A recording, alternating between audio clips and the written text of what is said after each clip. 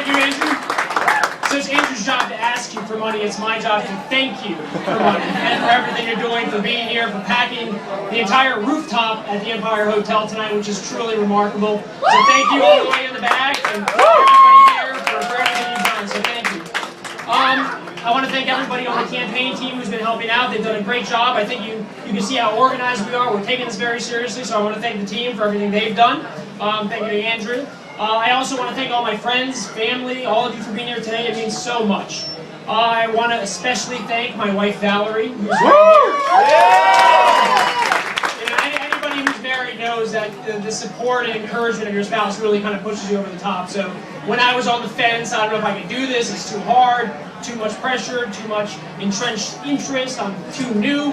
You know, she kind of said, you care too much about this stuff. You have to get up and do it. People believe in you, and tonight you guys really make it a lot easier for me to kind of move forward on this, so thank you.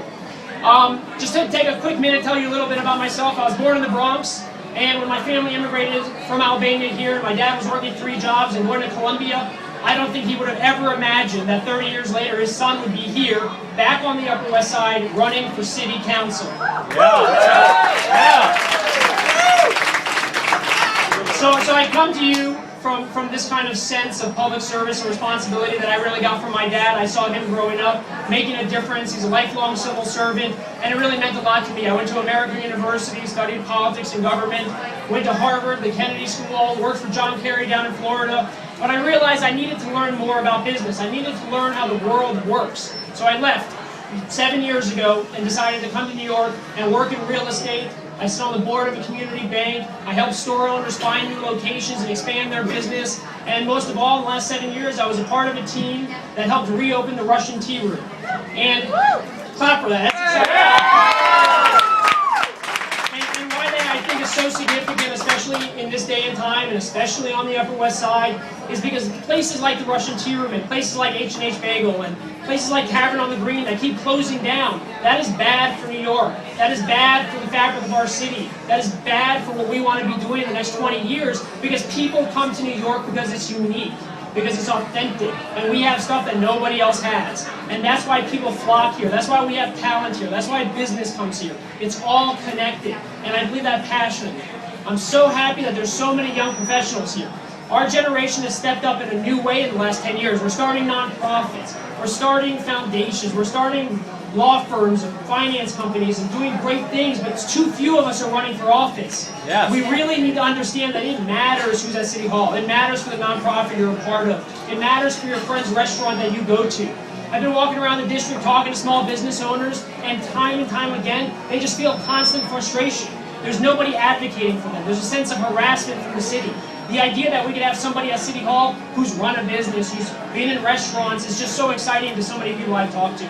And like Andrew said, we have so many young families that are coming to the West Side. And you know what? They want to stay on the West Side. They want to raise a family here. They don't want to pack up and move and go somewhere else to Westchester. They want to live in the city. And that's a new trend that's happening. But you know what? When you stand here and you can see a school across the street and you don't know if your kid's going to go there or not because there's overcrowding, that's a problem. We need to keep our talent here. We need to make it possible for all of us to live here for the rest of our lives.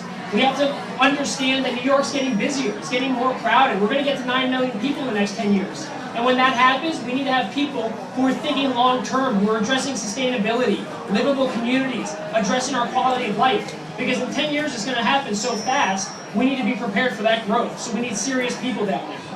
2013 is an election about change. The mayor's leaving after 12 years. The rest of the city council is pretty much leaving. So we need new people with a different perspective.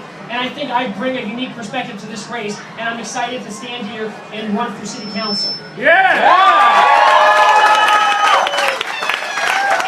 Now, in a very serious and honest way, you know, Andrew kind of alluded to this, you know, it's not my turn.